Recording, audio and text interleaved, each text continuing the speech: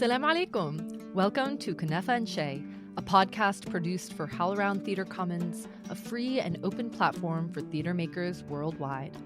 Kunafa and Shay discusses and analyzes contemporary and historical Middle Eastern and North African, or MENA, and SWANA, or Southwest Asian and North African theatre from across the region. I'm Marina. And I'm Nabra. And we're your hosts. Our name, Kunafa and Shay, invites you into the discussion in the best way we know how, with complex and delicious sweets like kunafa and perfectly warm tea, or in Arabic, shay.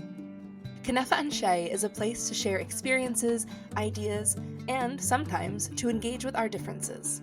In each country in the Arab world, you'll find kunafa made differently.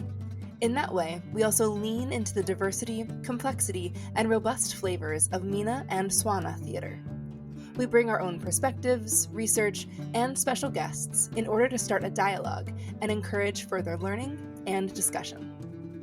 In our fourth season, we focus on classical and historical theater, including discussions of traditional theater forms and in-depth analysis of some of the oldest and most significant classical plays from 1300 BC to the 20th century. Yalla, grab your tea. The shay is just right. In this episode, we look at MENA and SWANA puppetry traditions with guest artivist Dr. Sara Fahmy. We will talk about her production of the first recorded full play in English of Ibn Daniyal, The Shadow Spirit, the Aragoz Puppet, and, coming more into current puppetry practice by MENA folks, Fahmy's own ecofeminist puppetry practice. Sara Fahmy, PhD, is an assistant professor of theater studies at Florida State University. She's a decolonial scholarist who works at the intersection of performance and identity politics, Arab and North African theaters, cultural heritage, speech and language hearing sciences, and ecofeminism. Sara's research presents a foundational theoretical praxis for supporting young Egyptian women author and embody their decolonial feminist identities.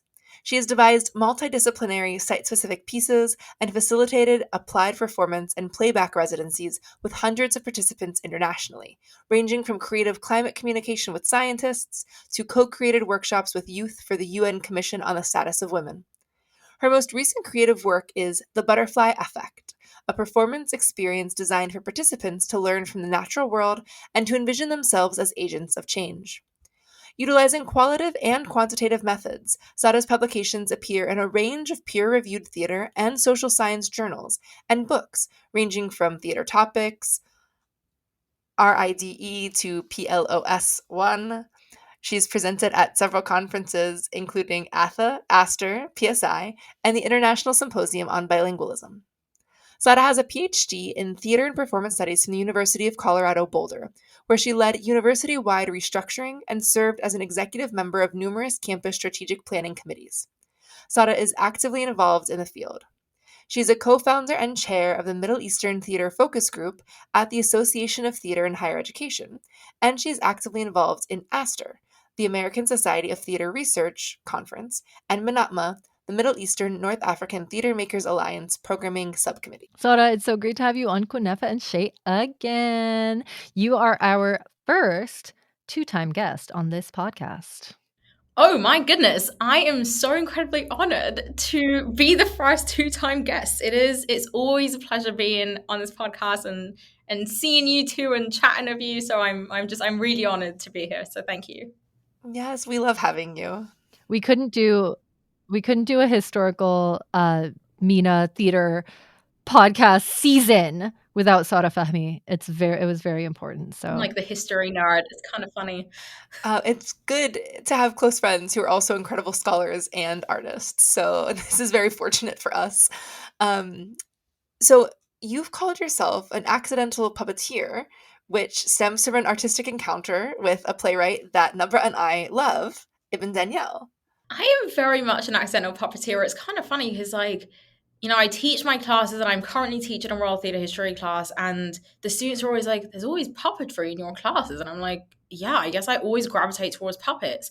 With my students at the University of Colorado Boulder in 2021, we produced and we read the play of The Shadow Spirit by Ibn Daniyal, which is the only surviving trilogy from that region of the medieval time period, which is really, really important for us. And so I produced and we'd written and we did that performance and we did our own puppets for that.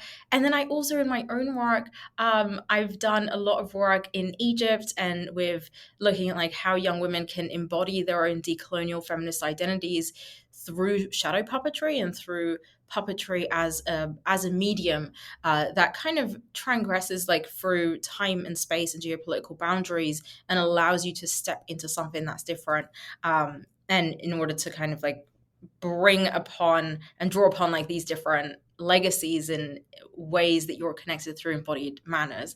And then I also do ecofeminist work, and that involves huge giant butterfly puppets, and looking at ways that we can coexist with nature, that we can learn from nature, and especially through the ecofeminist principle of how women and nature are inextricably linked and also impacted by the climate crisis. So I do puppetry in different formats. A lot of it is shadow puppetry based, but also large scale in public performance. And I always find myself gravitating to it. So here I am, accidental puppeteer, and I love it and will continue doing it. Yes. Well, and just so for people listening, we've talked about Ibn Daniyal on the podcast before, but some context as a reminder that Ibn Daniyal was a playwright, an Arab poet, and lived during the Islamic Golden Age. He was born in the 13th century, most likely in the region of Iraq. Ibn Daniyal is known for his contributions to Arabic literature, particularly for his theatrical works. At least that's why I know him. He wrote a number of plays, including comedies and dramas, which were performed during his lifetime, but also continued to be appreciated in later centuries. And some of his works explore themes such as love, society, politics, showcasing his skill in both storytelling and social commentary. Ibn Daniyal's plays are valued for their linguistic richness and insight into the society and culture of the medieval Islamic world. I also have to say that whenever Nabra and I first read the trilogy, at least, as it was translated several years ago, we were surprised by some of the types of humor. And so really it's now actually, because I brought it into our world theater history class at Stanford, and it's now part of what's taught in world theater history here. It's a play that's now part of this class, which is exciting. But people are always like, yeah, this guy was really saying these things back in the day. And I was like, yeah, no, there's some scatological, sexual, all kinds of humor. So also worth noting. But Sara, tell us about the project you did with your students. I think, first of all, my absolute favorite, fun fact about Ibn Daniyal is that he was an optometrist, and that he was an awful optometrist that generally blinded his patients, which is just kind of hilarious of so he goes from that to writing plays and being incredibly well known for them. So that's just a side little fun fact that my students always enjoy. Something to note about him is that puppetry was well established in Egypt upon his arrival. So he's born in Mosul. He migrates to Egypt in 1258. And what's interesting is really, and you see this in the way that he writes his plays, is that puppetry was established. Puppetry has been happening. It was going on in the streets and it's happening in the marketplace.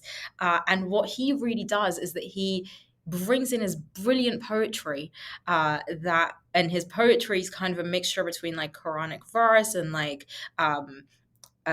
and secular text, and then different kind of lyricism, and obviously the scatology and the sex and everything that's lewd about society. And he mixes that all together, and he's the one who really kind of propelled puppetry into this new region, into this new caliber of work. And so I think that is really important. And it worries me sometimes that we look at his work and we see how oh, this is rude, or this is scandalous, or these are just such jarring topics to be talking about, and that makes us shy away from it. So that's kind of how I approached it when teaching it. And what was fascinating is that the students had this at the University of Colorado Boulder in a World Theatre History class in 2021. The students had read the play. This obviously during COVID as well. So we're all on Zoom. They read the play. We had gone through the context of Arab shadow puppetry from the Abbasid Caliphate to the Mamluk period, which is where this play comes from, the Ottoman and then modern era, and then talking about like the Western Eurocentric like encounters and the European colonialism and like how that ultimately shaped the shadow puppetry canon. And so they had gotten that grounded in all of it, and then we were reading the play, and I told them about the staged reading that had happened by Professor Marvin Carlson at Noir Theatre in 2013, and that was so they had worked on like translating the play into English, and they did a staged reading of it, but then they couldn't film it due to actors' equity rules. And Professor Carlson like walked out of that performance in solidarity with everyone in the Arab world who could not then tune in and watch this on like Zoom or just on YouTube. And so he'd never seen it.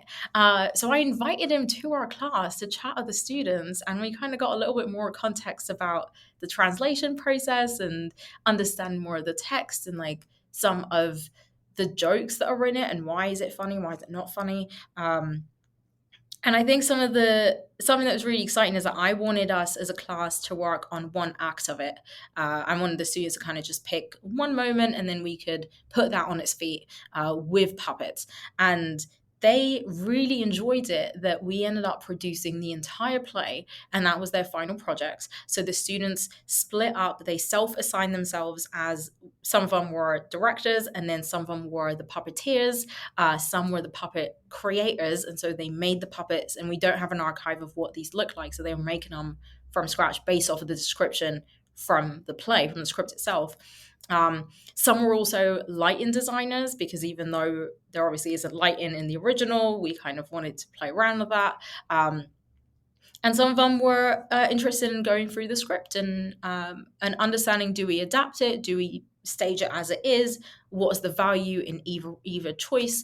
And then we produced it, and it was very daunting, but it was kind of incredible when you get a chance to just sit with that very, very kind of hilarious, but also very rude language that'd make a sailor blush, and work through that with undergraduate students. That's so exciting to hear. I wish I could have seen it as well. And you already gave us kind of almost like a quick history of puppetry across the MENA SWANA world in like 3 sentences, which was incredible. But can you talk a little bit more about that? And was it shadow puppetry that really endured across the region, or were there other types of puppetry that were coming up? And then I know that, as you said, Ibn Daniyal and I know later the Ottoman Empire really popularized that. But what was puppetry for in the past? Was it for children? Was it for the royals? So Before it became puppetry, more and of a public art form? this is where it's like infuriating for us as historians and as thespians, because the archive is really, really limited, and it's really upsetting, because we can tell from Ibn Daniyal that this work is just like so incredible and it's so rich, and it's sad that so much of it has been lost, or perhaps intentionally destroyed. And so when we go through the phases, and there's different, I'm talking about shadow puppetry, we've got evidence of it from, or at least descriptions of it from like the Abbasid Caliphate, which was from like 10,000 all the way to 1250, and then the Ayyubid like Sultanate, and they had it from, that's 1171 to 1250. And it's interesting because like during those two, that's kind of the beginning of shadow theater, and especially in like the Arab lands, and like its early development as a form of satire. And so they starting to use it for, how do we make political commentary? How is this a form of humor? It's being performed in the public market squares, and it's for everyone, which is kind of unique about it, is that it's for young people to enjoy, it's for older folks to enjoy, and some of it was being produced in like the royal courts as well. And so it's happening in different instances. In this time period, a lot of it would have been improvised. So there's usually one puppeteer who is sharing the story and like making up the characters, and performances can go on from being a few hours to many hours, depending on kind of how the audience are reacting. So there's a lot of give and take with the audience, which is really incredible. And I hope that we could like bring more of that back into other forms of theatre as well.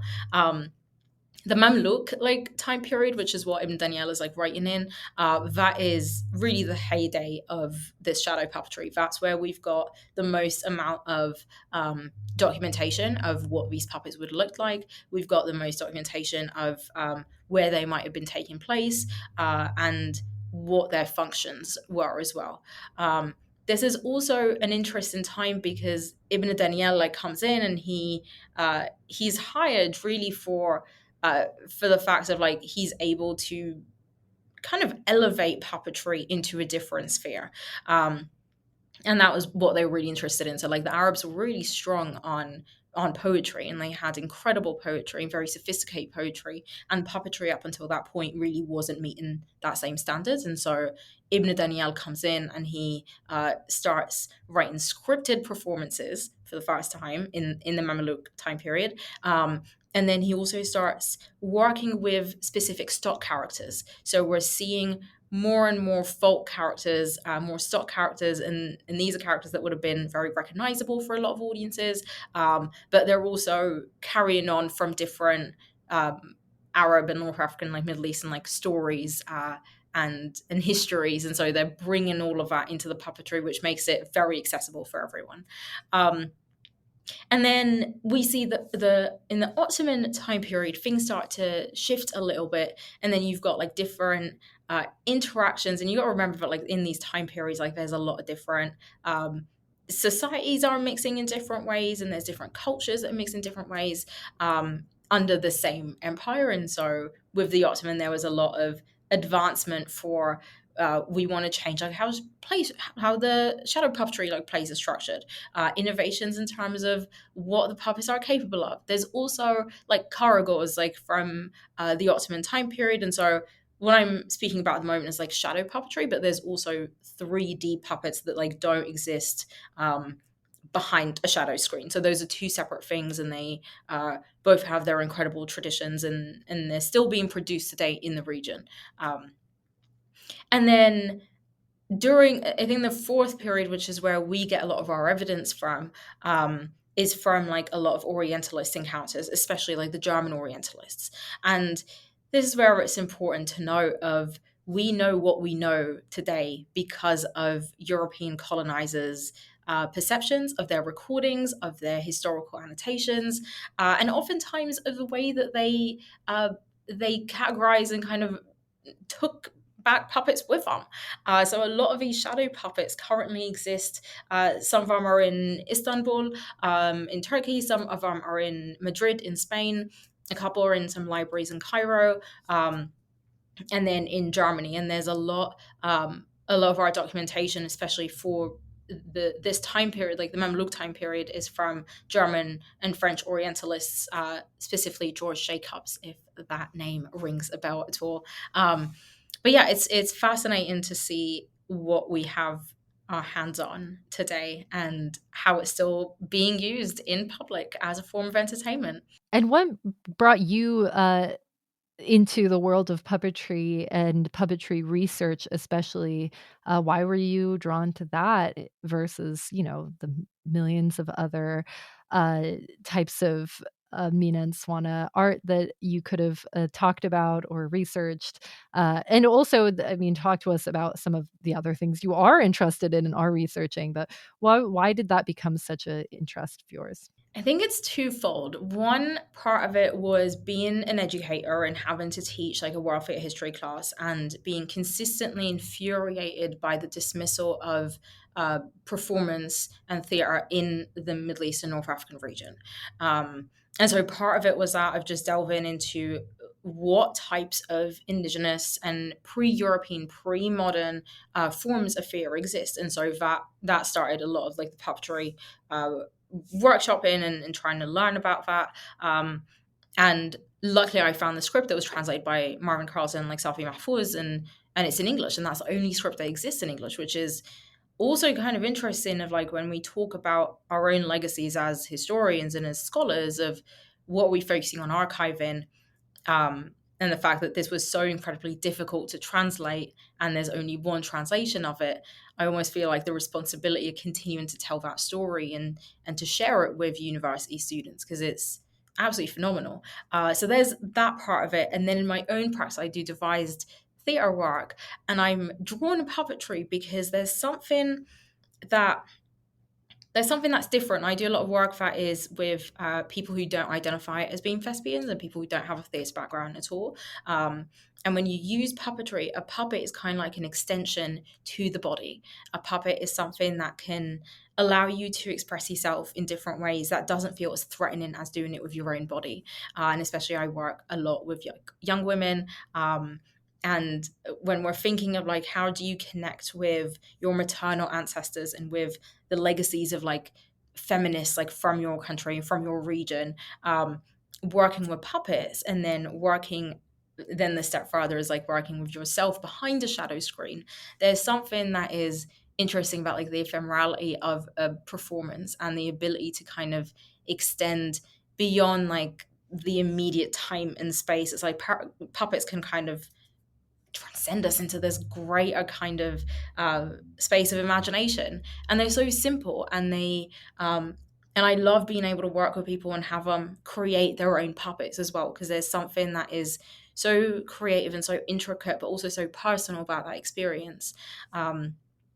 So yeah, I've come to really admire puppets in their simplicity, in their ability to be joyful, to be playful, to be childlike and have that childlike wonder and have us really kind of captivate and activate our imagination, which you some people don't get a chance to do in any other avenues. So those were some reasons. Well, I love the idea of connecting to ancestors through puppetry.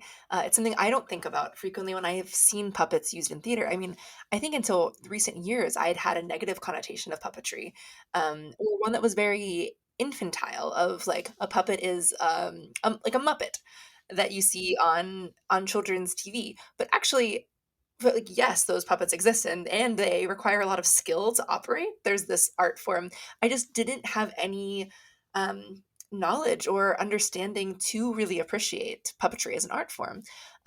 So I love getting to hear sort of this expansive way that you think about puppets, and that their uses really aren't confined to an artistic space. They are, like any other form of performance, really able to be used in these different ways. I also just want to take us back, because I don't know if you remember this, but this was important for me. Ibn Daniyal is what I feel our like first friendship link was. Um, Sada. So we were at a conference, and a friend of mine had just started her PhD, where Sada was finishing up, and said like, "Hey, you have to meet her." And so we talked, and I was like, "Oh, I wonder if she likes me, because she sounds really cool." And then we went out for ice cream later that night, and she was talking about Ibn Daniyal, and I was like, "I love Ibn Daniyal."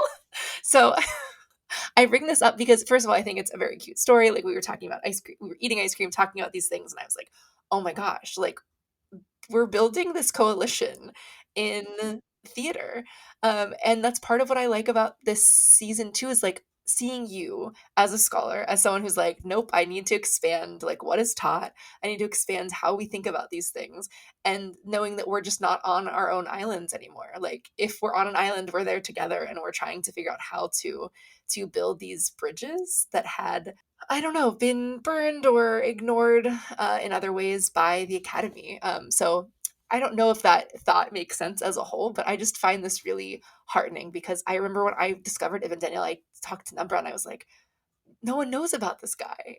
And then you were teaching this class, and I just needed to know about that. And now hopefully people that are listening are having their worldviews expanded too. So anyway. Yeah, I love it so much, and I do remember that story, and it's just so funny. Like, bonding over a playwright like Ibn Daniyal is just so hilarious, because on the one hand, it's like, where do you even start with him? And I think that like, I was really hesitant when I introduced him in my class, to be honest. Like, I wasn't sure how it was going to go. And we always have to be conscious, like, when I feel like as educators, like, we got to be responsible of, if I am putting forward in a class that is a survey class, like a world theatre history class, I'm presenting the one like MENA play, I've got to be really cautious and really critical about what is it that I'm putting forward, especially at predominantly white institution, and especially for people or students who will not, this will be their only, maybe their first and maybe only encounter with theatre from this part of the world. And so I've got to be really conscious about what is it that I'm exposing them to, but also how do I understand it. And I mean, when I read this script, I was just like, oh my gosh, this is intense. And those are parts of our conversations and of like, how do you responsibly teach a play that is from such a different cultural context, from a very different time period, where we've got very little published on it, and where it is very like it's like, oh, it makes me blush a little bit. Like, you've got scatology, you've got sex, you've got violence, you've got very graphic erotica. You have, oh my gosh, what else? You've got like all of these different conversations happening, and it's so rich, but it's also just it's baffling to think of how do we read this kind of work. And but yeah, I love it because it's also a piece that has kind of lived on throughout time. And puppets are kind of like that as well. Like, when they were making them in this time period, they will use that lever, and then they would like cowhide, for example, or goat hide, and then they would paint them even though you can't see them. And I love the idea of being able, like, because they're 2D, like, you can just pass it along. And this notion of, what do we glean from me performing the exact same art form that my ancestors did, like, so many, like, hundreds of years ago. And whereas, like, the embodied knowledge that lives with that and with this art form that we can then continue kind of building on, even if we don't have an archive per se, but we have the ideas and the function of it. So yeah, it's incredible. But to your point, just quickly on, I feel like when I learned the Greeks and the Romans in theater history, people were like, "Oh, they're sex," but like, we just have to expect this. Like, we know these types of plays, and soon I hope that we'll get to a point where we're like, "Yes," and now we know, we have the cultural context now, and we're able to get to this point. But you're right. Until that moment, like, having these kind of hard conversations and hard questions with yourself is so important as part of that journey. I mean, it's like, this is also like, this work is so important because it's the first example of like secular theater that's happening in the medieval time period. And so, especially if you think of like the Eurocentric canon of, when we're learning about medieval drama, we're learning about drama of like liturgical drama, we're learning about drama that's very rooted in religious practices. And this is not that. This is strictly secular. And in the text, like, when they're performing it, they're also asking, so the puppeteer is like asking for, oh, if anyone would like to, spare a few like pounds, like, for us, like, as a performer, like, for me as like a performer. And so they're kind of asking for like admission in a way. And it's so incredible. So it's also, it stands for that within like theater history, and I think it should be taught within a theater history class. I am very interested in applied theater research and how and what you can learn from actually doing it, that you can't learn from just studying it. And so I kind of wanted to pose to you the questions you brought up for yourself, which was, if you can speak briefly about, what did you learn from the performance of these puppetry plays that you didn't learn or was added to your knowledge from all of your scholarship and research around it? I think specifically with this, and specifically working with the students I did. So this is during the pandemic. We were rehearsing on Zoom, and then we masked up and we went in, adhering to COVID protocols, into our department, and we filmed part of it, or we filmed the whole thing. So this is an accessible video that anyone can watch. Something that I really learned is how to give students the agency in telling this story, but also the fact that like, we always kind of contend with, can playwrights of the global majority be considered universal playwrights? And in doing and in producing The Shadow Spirit with my students at the University of Colorado, I kind of demonstrated that yes, you can, because Ibn Daniyal didn't specify that, like, oh, the puppeteer has to be like an Arab like person doing this. And so the students were they were learning how to create their own puppets based off of the description. So they're doing some very close textual analysis, and then using their own imagination and in their own interpretation of how do we actually design these puppets? How can we have a move? What are their voices? Like when we're doing this work in translation, there's also that element of how do you make a medieval, like, Cairene joke funny when Ibn Daniyal is like making up words, and he's using words from like the brothels and from different immigrant like populations, and like how do you even understand that?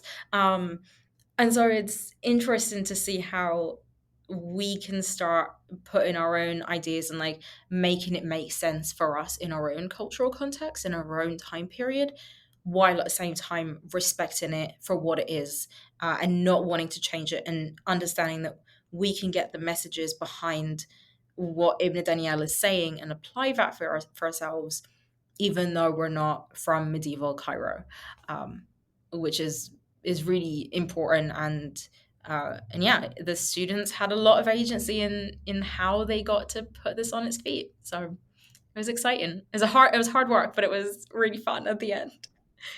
No, that's amazing.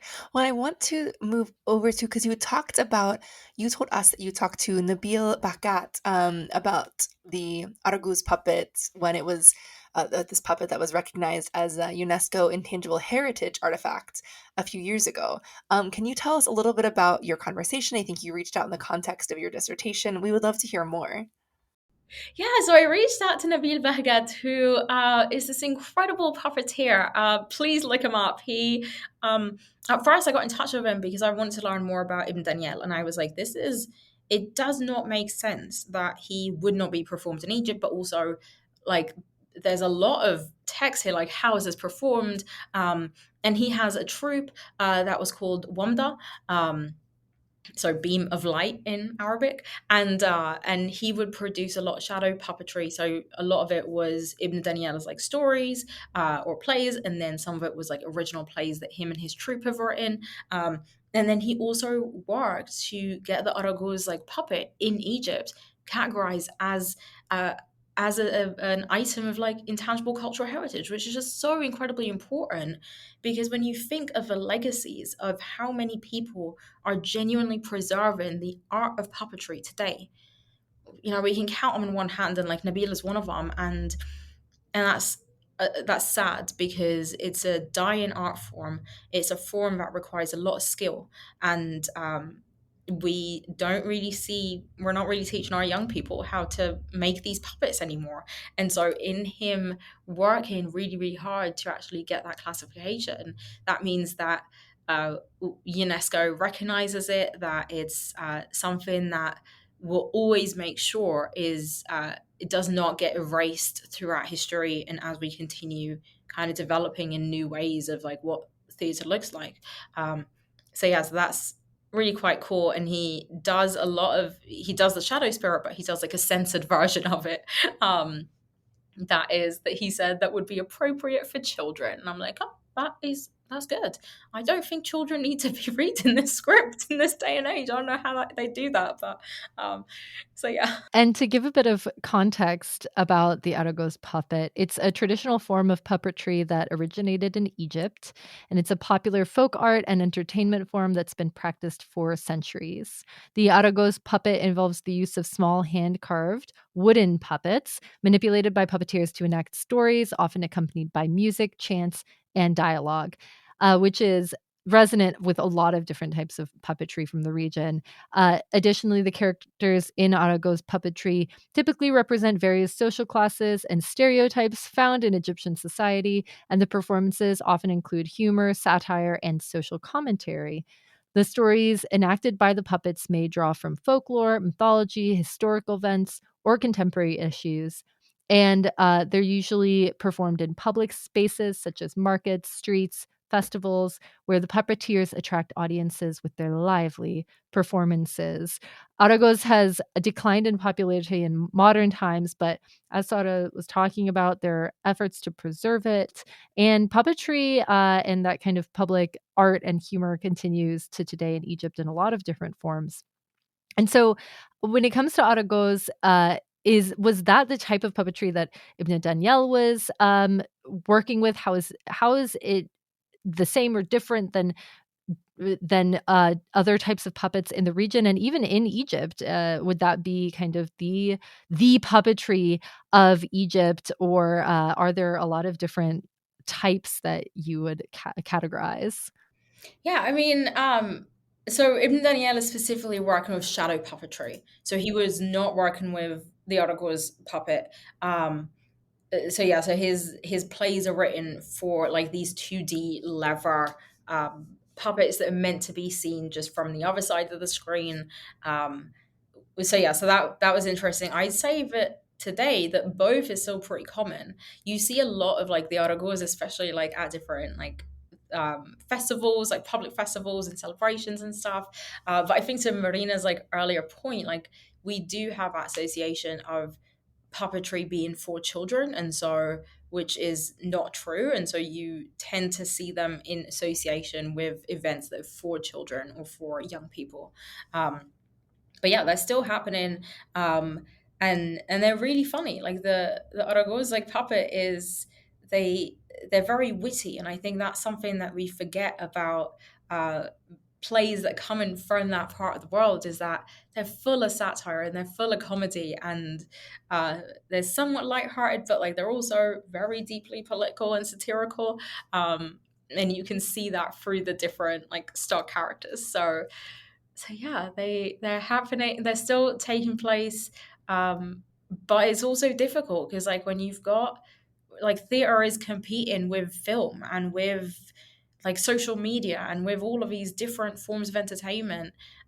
So we've got less and less people that are even inclined to go to the theater, let alone go watch a puppet show. But they're still taking place. To talk about modern puppetry, we would love to know more about your ecofeminist puppetry piece that you were telling us you brought to the UN Commission on the Status of Women recently. Tell us about that piece, what your influences were, and what your intentions are also for how puppetry can affect our modern times. I love this. What are your intentions with the puppets? Um, what are my intentions? So that kind of puppetry is actually very different from this puppetry, and that kind of comes. Um, so they're puppets that are large scale that you wear, and they kind of and that comes out of an ecofeminist practice, and so looking at ways of and that's in collaboration with my research partner, Professor Beth Osnes at the University of Colorado. And we really started looking at how can we have conversations about climate change and change in ecologies and people's opinions about climate change being so vastly different depending on who you chat to, and how do we make that joyful? One of the sentences one of the quotes that came on early on in the research that we were thinking of was, if a dove is a symbol for peace, then a butterfly is a symbol for change. Change is inevitable, but making it beautiful is a choice. And so, with that, thinking of the metamorphosis of a butterfly specifically, and like how can we as humans learn from nature, and what are the ways in which we how kind of distance ourselves and we think that we are better than nature. And so, in that work, I focus on using in the piece that we did at the United Nations Commission on Status of Women. It's called the butterfly affect. So not effect, but rather affects, as in with an A, thinking of ongoing change and how everyone can like contribute to ongoing change. And that's a piece that follows the 4 different stages of butterfly's metamorphosis. So an egg, a caterpillar, a chrysalis, and then a butterfly. And explaining the science of that metamorphosis and then correlating that to people as agents of change.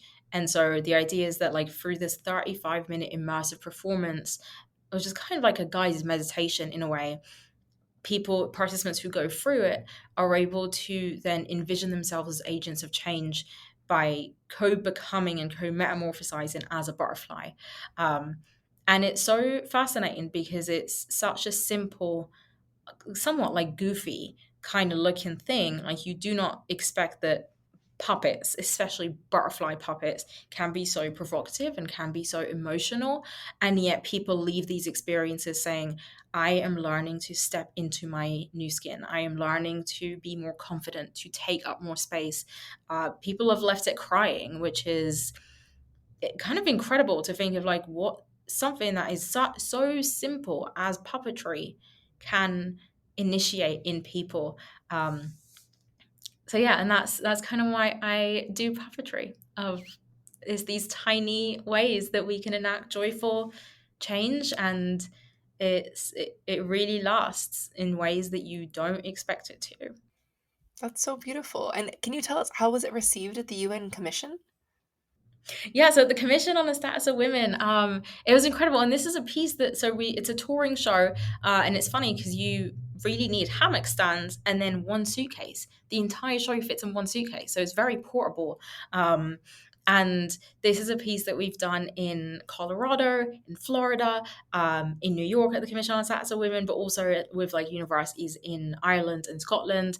And it was really well received. It's interesting because, especially when we do this kind of work with activists and with politicians and with scientists and educators, these are people who are engaged in like very tough conversations and very deeply intellectual conversations all the time.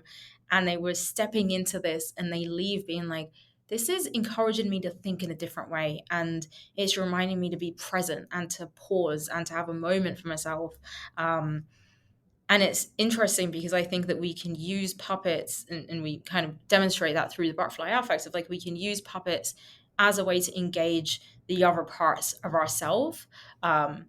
Of like, you cannot think only with your brain, like that's not the only part of you that creates knowledge, but rather your entire body generates knowledge, and your entire body is also holding on to embodied knowledge and ancestral knowledge, and activating all of these different things that people often dismiss or they forget about. We can do that through puppetry. And so yeah, they were very well received. And people really enjoy the process. So it's been exciting. I just did it with my students here. So at FSU and then CU, the students got together through, we did this collaborative project between two different classes at the same time. And they started thinking of like, how do we make the butterfly affect with these puppetry, with like the puppets and its dependency on like traveling with these puppets? How do we make it more accessible for folks? And so the students developed the butterfly affect care deck, which is, they divide it up into these 4 different stages of metamorphosis following the prompts that we would give in the actual performance, but then it's designed for people to be able to lead themselves through it. So without the puppets, but rather kind of inspired by the puppets and being able to do that on their own time and in their own homes. So yeah, thinking about different ways of how we can learn with and through puppetry as well. That's incredible. And I was on the phone with Sada the other day, and so she let me see a part of the deck, which was so beautiful. And just exciting to see something that's part of the same ecosystem, like addressing the same topics, really looking at the self and care for yourself, but also the world that you're in, just in a different way. So one involved puppetry, but this sort of differently able to travel version was just really beautiful. So it's exciting, Sada, to see all of the ways that you're interested in puppetry and how it sort of spans time periods, but it's really looking at the world in a large way. Yeah, I keep coming back to puppets. It's I don't know why, um, but I love it at this point. I can't say no to it. Yeah, they're incredible, and they can be used. There's also a lot of examples of, to this day, other people are working with puppets in different like refugee camps and with different immigrant populations, and in just like all these different varied ways that you can use puppetry and have people create their own puppets. So yeah, I think everyone should be making puppets and having conversations through them, because it makes it a lot more accessible. Yes, and if you can't, you can bring Sada and her butterflies to your students right now. In the meantime, yes. Or I can give you the care deck. I can share that as well. So Yeah, I want you to fly this way to California where Nabra and I are. So I like that idea. yalla. Well, thank you so much for being on this episode, Sada. It was so lovely. We'll probably have you back again, to be honest. Look out for it, y'all. I would love that. It's always such a pleasure chatting with both of you. I'm so deeply just moved by everything that you do. And Marina, like you spoke about this a little bit, but I think that we're joint in scholarship, but also in friendship and community. And I truly don't think that we can actually create and generate the field of like Middle East and North African theatre scholarship if we're not also in these like friendship communities. And so I'm so grateful and honored to be in community with both of you. So thank you. You said it beautifully. We love you. Thanks, Sada. I love you too.